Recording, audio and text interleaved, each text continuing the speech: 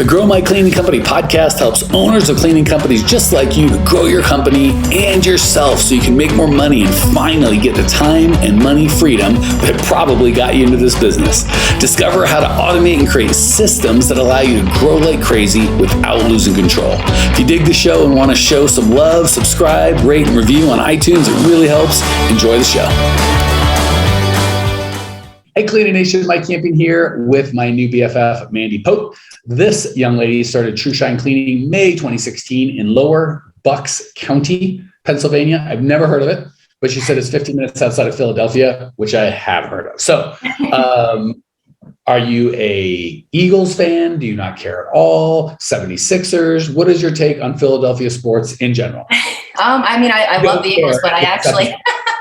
I love the Eagles, but I was raised a Pittsburgh Steelers fan, so yes. Ooh, that'll get you into some trouble if you're in. It will. So don't. We gotta keep this on the low around here. Yeah, there may be one or two people listening, but we'll we'll blur out your face and change your voice. All right. So a Steelers fan in Philadelphia. So we've just bored the bejesus out of everyone. So my apologies, but any football fans in the U.S. will know, oh, geez, we got trouble. Yeah. All right. For the minority of you that tuned in for help with a cleaning company, how to grow that as opposed to Philadelphia football. Let's dive into this. So what's going on in your world and how can I best help? Well, so I've been doing this since 2016 and I've just been a solo cleaner and I wasn't really sure what I wanted as far as growing and everything else. But, after listening to, because I'm new to your podcast, so I've been trying to get caught up on all of them. And after listening, one of the things I know you say is to, you have to make a choice on what exactly it is that you want to do first. So I definitely want to grow my business, but I don't really know where to start exactly. I have, my schedule's completely full, it's just, I don't have time for anything else. So I'm I don't know if I should hire first or if I should get more work or what, I don't know what really to do. Okay. So because we've done well over 100, probably hundreds of podcasts on how to stop cleaning and how to start owning, let's thin slice that into what you said was, what do I do first? I don't know how to start. Because believe it or not, once you get step one done, there you go, right? Now it's step two. Right. But that pre-step one part sucks. So Lindsay, if you're listening, let's title this one, First Step. What do I do first to get out of cleaning? That'll be a good title. Okay, so believe it or not, Mandy, you've done the first step, but I'm guessing not as deeply and we haven't really driven it home yet. So I'm going to do that with you. So the first step is to decide, like you said, I'm done cleaning. So we will tell ourselves a lot of stories of, well, I've got all these customers, but do I get employees? And how do I get employees before I get customers? And we make up a lot of, and you kind of alluded to that, but you just said, I've got all the customers I can have. So it's obviously the next step isn't to get more customers, it's to get employees. Right. But having done this a few thousand times, I know, Mandy, that the real fear, I shouldn't say no, for 99% of the people out there, probably the lovely lady sitting in front of me virtually, the real fear is not, what do I do first? It's I'm not really clear on what it's costing me to stay where I'm at. So we're going to talk about that for a bit if we can. Right. And the second part is I'm not all in 1,000% committed to get it. And then the final piece is there's some fears that I've got in my heart a little bit, but I haven't really brought them out. They're too scary to talk about. So I hide them. I haven't looked at them. And Mandy's like, great. So we're going to do this in front of thousands of people. Let's do that. Well, why the heck not? So let's talk about the decision. Why, Mandy, can't you just spend the rest of your life cleaning toilets, making whatever, I'm not talking about your specific wage, but typically that's a $2,200 to $5,500, depending on the part of the country. And if you work 80 hours a week or 60 type job and you got to clean toilets every day, all day to get it, why must you stop that? And why must you stop it now? Well, the first thing is that I'm so tired. I mean, it's hard work, especially with a full schedule. I'm 28 years old and half the time I feel like I'm like 80. It's a lot of work. And then also, I know that I won't be able to work on my business if I'm still working in it. Or you know what I mean? So I have all the customers that I can possibly get. I can't grow if I'm still, you know. May I ask, do you have husband, kids, anything like that? No. Mm-mm. Okay. So, because again, I want to ask Mandy the question, go through with her, but for those of you playing at home, I want you to be able to play along. So step one would be ask yourself, why now? Why not a week from never? Why actually now? So the reason I asked about husband and kids or wife and kids, obviously we've got male cleaners out there, is many of us will do a lot more for the people that we love than we'll do for ourselves. So that's not the case for Mandy, but for you guys, if that's part of your answer, go, what is it costing my kids? What is it costing my wife? What is it costing? And I don't want to speak for Mandy. Maybe she'd like to build a family, but she's like, I'm working all the damn time. There's no room for that. Well, exactly. I have no time for anything at all. Right. So for you, maybe it's, I'd like some normal adult friendships. Maybe it's, I would like a romantic relationship. Maybe it's like I like a family, but whatever it is, you're starting to see the cost. First, you said it's physical. I'm exhausted. I don't feel like people tell me this all the time. I just wish I could work like a regular person, not all the time, 24/7, thinking about it, working on it in the shower, thinking about, I got to get this bill to that guy and order these materials and in your sleep. Yeah. So it never stops. Never stops, which is good for an entrepreneur. It's good until it grinds us to a nub and burns us out. So for you, Mandy, I'm hearing physically, I can't do this forever. Mentally, I can't do it for very long. And I'm not making any money. As long as I'm cleaning toilets, no one's growing my company. All we're doing is cleaning. Okay. So that clarity is a big first step. Okay. So we go from, I'd really like to get out of cleaning, because embedded in that is, as long as it's not too hard, as long as I don't do anything scary, as long as I don't have to step out of my comfort zone, as long as I don't have to change. Yeah, that you might as well, I'd like to win the lottery too. Like that has just nothing. So we move that to, especially when it's hard, especially when it's scary. And the way we do that is because I'm a young woman who feels like an old woman, and that's not right. And my whole life is taken over. I don't have the relationships I'd like, romantic or otherwise, because I'm doing this damn thing. And I can't, Mandy, I wanted to start a business. I started a damn cleaning job for myself. I had a job problem. I'm guessing you had a job. I'm probably making the same or less, working more, like a crazy person. So are you clear on the why? Yeah, exactly. Yeah, absolutely. Okay. So if we were doing a one-on-one coaching, we'd go a little bit longer into what it's costing you financially, emotionally. Like, we don't have to do this now, but how much are you making? How much do you want to make? When's the last time you took a vacation? Who else is this affecting? We go all into that, but we're going to condense because we only got a little bit of time. The next piece we're going to talk about is, what are your real fears? Just vomit them all out there. Like the real fear is not just the, like, let me get your juices flowing, and then you can just jump in. My clients just demand me. They won't let an employee do it. My employees will make me look stupid. They'll ruin my reputation. If I don't clean, I won't make enough money, right? I need all my jobs to pay my bills. If I let someone else clean, I have to pay them. I can't afford it. Those are the superficial ones. I don't know how to get customers without employees, or employees without customers. Those are all the, I don't want to say fake ones, but top level ones that we say.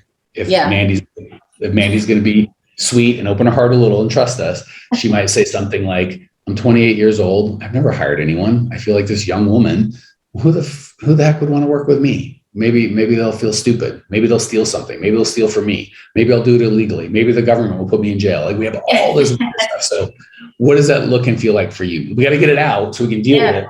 We can get through it. Absolutely. I mean, I years ago, when I first started this, I actually, I had employees in the past. I had one in particular who was much older than me, and I was in my younger 20s at the time. And she was in her 40s or 50s. And because I guess she was older than me, she kind of started to take charge, and more of my customers were like, okay, well, she must be the boss because, all that stuff. But that was just a horrible thing. And she ended up stealing customers. It was a whole thing. But I mean, that, and I know how to get the customers. I mean, the work is there. But it's that fear with, hiring, which I know things will happen. But that's mainly it. And that, of course, paying them and making sure everything is kind of, flowing as it should. I know, nothing's really perfect, or it might be crazy at first, but I mean, it's all in all of the stuff that you said too. It's pretty much just everything. So the first thing is, and it sounds weird, but to just admit the real fears that we have, right? Because again, a lot of times we don't talk about them. And when they're just inside and we kind of like, they bubble up and we will lay in bed and think I'm round and round. We never solve one. We jump from one as opposed to doing the hard work of solving it. We'll think about all the problem and we jump to another and another. So what that would look like is, and I remember this woman and she was old and she took my thing. Oh my God, that was so painful. I hated it. And then payroll, I wouldn't even know who to get to do payroll. Do I hire them? Is it W-2 or 10? Oh, I don't. And then we'll just jump from that problem to the next one. We never solve it. Exactly. When we get to the end, we go right back to the first. And remember this woman that I hired, and we'll just spin and spin. When we do that, we've got to go back to, hold on, I'm not willing to clean anymore. If it means I lose a customer or something bad happens or I screw up my payroll or whatever, then that shall be that. So once we've kind of got that out, so we can choose to focus where we want to focus. And if we spend our time focused on, I'm not going to clean anymore. I'm not going to have a job. I started this to have a business. I can't work 60 hours a week to make $3,800 a month or whatever. Fill in your own hours in dollars, but it's obviously not enough because I won't do it. I can't keep cleaning because no one's growing my company. I'm 28. I'm not willing to be 38 doing this. Exactly. Focus there and you'll start getting empowered to go, F it. I don't care. If it costs me making those mistakes, I'll make those mistakes. But so we want to make sure we get those kind of fears out there and maybe deal with them one by one. Maybe write it down and then we have them. So we don't spin half solving them. We completely solve all of them. So the first one would be for Mandy, right? And you guys can play along at home. What's the older woman's name who made your life miserable for a minute? Tina. Tina. All right. We don't need a last name, just Tina. So I could hire another Tina who would take all my clients and make me feel stupid and maybe take all the other employees and start a resurrection against me. Okay. So, and I'm making it, I don't think it's probably that bad for you, but I'm trying to make it the worst it could possibly be, right? And then we go, all right, A, is that likely to happen? B, did I recover before? C, will I recover faster this time because I know what to look for? And D, maybe I won't even hire Tina because I know what Tina looks like. And E, you know what I'm saying? So we can kind of solve that once and for all and go, okay, I feel like nothing's going to be perfect, just like you said. I feel like I've got a plan. And it's not foolproof, but I feel pretty good that Tina's not going to step in my way. Let me give you the second one. I'll let you jump in because it looks like you got something to say. Payroll. Oh my gosh, I could be, well, I wonder if I just Googled best payroll company in the world, if an answer would come up. And I bet you I could give them money to do my payroll and do it legally. I don't have to worry about it. Well, then money. Okay, money. How do I make any money? But we're going to take each one and we're going to solve it. And there's only two things you can solve: how you feel about it, your mindset, and the things that you do, your systems. And I promise you, there are people out there with the right mindset and people out there with the right systems. You should get a hold of those systems and mindset. All right. You look like you've got a question, comment, and or a rude remark. Just about the mindset thing. Because like I said, I'm new to your podcast, but I've been trying to get caught up on as many as I can. And I don't know if it's Tracy is the mindset coach. Is that her name? I can't remember. Tracy's one of our mindset coaches. Yeah. Fantastic. Yeah. I mean, I love her as well because she always says it's about your mindset and just being afraid. And basically when you're, planning, I gotta plan this, I gotta plan that, but it's really just like procrastination because you're just scared. And that's kind of how it's really been for me as well. With all of that, like all the fears that I've had. And I'm like, okay, well, I just have to, I got to plan this right. And with the payroll, all of it, I'm just like, okay. But yeah, no, definitely a good mindset is something. And you've said it before too. It's like, you have to stop thinking as a cleaner and think as like like the boss or the CEO of a company. Cool. Let me give you the last thing I want everyone to get, because as of now, it may seem like, yeah, Mike, but how do I get an interview and how do I do a hiring ad and where do I post my hire? There's all these like details. And I promise we'll wrap a bow around that. So I've been in business at this point over 25 years now. And I've been real poor and real bad at business. And I've been real rich and real good at business. And I found a big difference is how I think. So it used to be, I felt like as a cleaner, I had to do everything, right? If I don't clean this, I'm going to get done. And I get to be an owner and I feel like I could learn how to do that. And if I don't learn how to do everything, I'll just be the stupid guy that everyone finds out is a fool and doesn't know what he's doing. And that'll be that. Now I've gotten smarter. I just hire smarter people than me to do all that. So as we get our programs or as we get our problems. So again, step one, make a clear decision. And we talked about that before. I think this is the only time we went into detail of how that looks. So the way to make that clear decision is to talk a lot about, write it down, right? And again, this is good to get with a mindset coach like Tracy to walk. It's better to walk through with a coach, but if you don't have a coach, you can't skip it. You still have to do it. Write down, what are my real fears? Even if, if no one was looking, write all those bad boys down. Actually, sorry, that's step 2. Step 1 is, why is this a must? Not, and I really hope, why is it an absolute must? Why is it a must right now? So make a list of 30 or 40 of those bad boys. And you did a good job about, I'm young and I don't want to feel old and I don't even have the relationships that I want. And then my physical body and my mental body, and I'm tired and I can't grow my business, and just vomit all that stuff out. So we've got that. That's going to be our rocket fuel, and things get hard. We're going to go back to that list. Step 2. So that we're going to intentionally go round and round and round in our head, right? So when we're in bed, as opposed to thinking about all the fears we have and never solving any of them, we're going to think of all the dreams and hopes we have and go, yes, this is the rocket fuel. So 1, we're going to have a big long list of those. 2, we're going to vomit for once all of our fears and stuff. And then we're going to go, can I fix it by how I think about it? Or do I just need to get someone that knows how to do that and pay them? So cleaning, I hate cleaning. Yeah, find someone that knows how to do it and pay them. Well, what if they don't know how to do it? Well, then teach them. You know how to do that. Right. What about payroll? I don't know about that. Then find someone that knows how to do it and pay them. Well, what about money? I don't know how to do it. Then find someone that knows about money and pay them. So one of my favorite things is, if you have a problem that requires money and you have money, you don't have a problem. So the expensive part is not having the expertise, but there's we're experts in our field. We have mindset coaches that are expert in our field. There's accountants that are expert in their field. There's mindset coaches that are experts in their fields. There's payroll people that are experts in their fields. There's companies that have aggregated a bunch of audience of people that want to work that are experts at doing that. Right. So if you try to do it all by yourself, you're going to fail. But if you pay everybody what they're supposed to do, and then you charge your customers enough to pay for all that plus a profit, that's called a business. Yeah. Questions, comments, thoughts?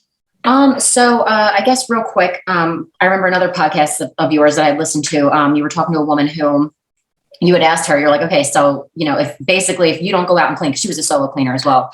If you don't go out and clean, are your bills not going to be getting paid? And she was like, well, yeah. And that's kind of also where I'm at, because all the money that I make, it pays, it keeps a roof over my head, pays all my bills, all that stuff. So if I just hired someone, I guess I don't know. I guess that's where I was asking, what should I do? What should I do first? As far as either hiring or making sure the work is there when I do hire someone, or just. But that's what I'm saying. We talked about that. Make a decision. So you don't have your list of, here's all the reasons I must get out of cleaning right now today. Literally write that down. That's step 1. And then you're like, I just want to know, do I put an ad out first, or do I change my pricing first, or what? I'm telling you what to do first. We have a system for this. Step 2 is write down all the fears that you have and figure out, either I just need to change my mindset about it, right? So the mindset would be, if I don't clean, all my people are going to quit, or all my customers they have to have Mandy. That's really just, there's no one to hire that can help you with that. That's a mindset. You should use your mindset to, will they really quit? If they do quit, I just said I'm good at getting clients. Couldn't I get new clients? We start asking ourselves questions that are helpful. Are there other cleaning services where the owner doesn't clean in my city? Yes, there is. So we start building that. And then, so there's really only 2 things you're going to change next to each one of those fears, which is, I'm going to change my mindset, and I'm going to change my mindset by asking better questions, right? I'm asking worse questions. What will happen if my cleaner comes out and kicks their dog and everybody quits and I look like a fool? Like, you could ask those questions and just spin off into nowhere. You'll never get anything done. Or you could ask entrepreneurial minded questions, which is, wait a second, are there other successful people in my town? Yeah. Okay. So obviously it's possible. All this lies about, they'll ruin my reputation. Well, then how come other people have cleaners and their reputation is ruined? So you're going to break it up between mindset and tactical. And the mindset stuff, you can get a mindset coach, or you can work on your own. And the tactical stuff, you're just going to find someone that has that skill set. ADP is great at payroll. We are great at giving you the systems and tools. And again, it takes us months or weeks to get people through that. And it's hard to just do in a 20-minute podcast. Same with ADP, right? They couldn't just do a 20-minute podcast. But okay, here's your 941s, your 945s, your W2s, your W3. Now here's how you're like, that's too much.